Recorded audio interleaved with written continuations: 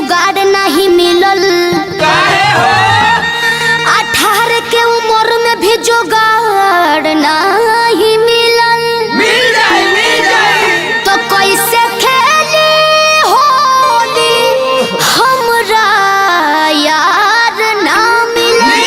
अरे यारो नहीं मिलल भतारो नहीं मिलल। हाँ रोई रोई रोई रोई हाँ रोई रोई जोबन तो हर गरम जिलेबी हुस्न के गजबे पेटी बा अदा देख दिल भइल फिदा जानोट तो हर चकलेटी बा।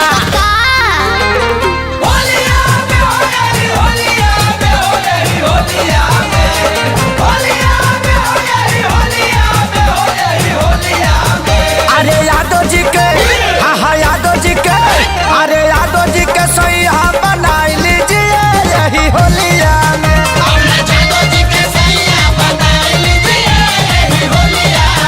जितना मन करे रंग डालवाई लीजिए अपना चोलिया में। अरे जादू जी ज्यादा नहीं खा बोलत।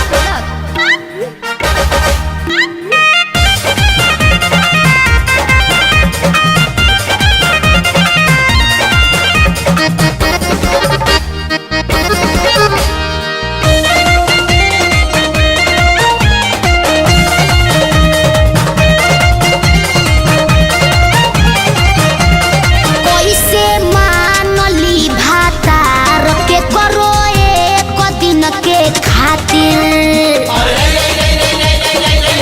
ना चुप रह बोलो।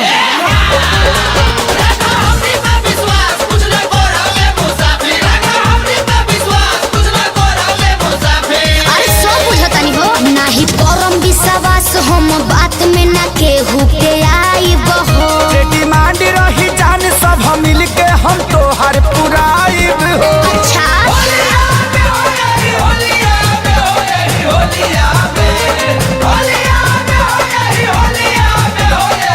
अरे यादव जी के हाँ यादव जी के अरे यादव जी के सही बनाई लीजिए यही होलिया में।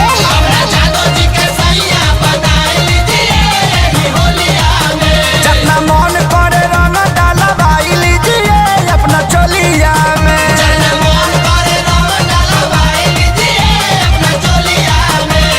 चोलिया में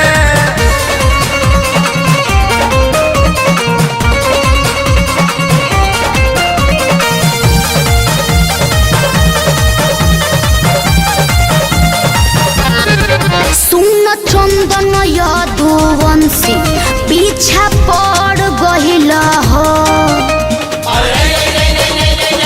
अरे दूर रह। अरे देख।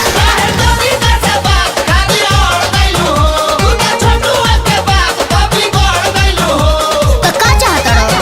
हंस बनिए दादा हम आके खेसारी के बस्ती हो। नाच ठुमका लगा के तू कहला विवेक संग मस्ती हो। अरे दादा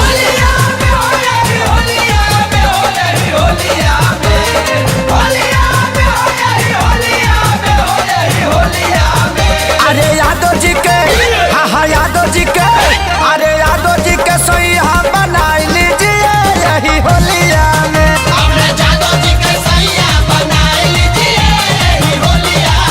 जितना मन करे रंग डालवाई लीजिए अपना चोलिया में।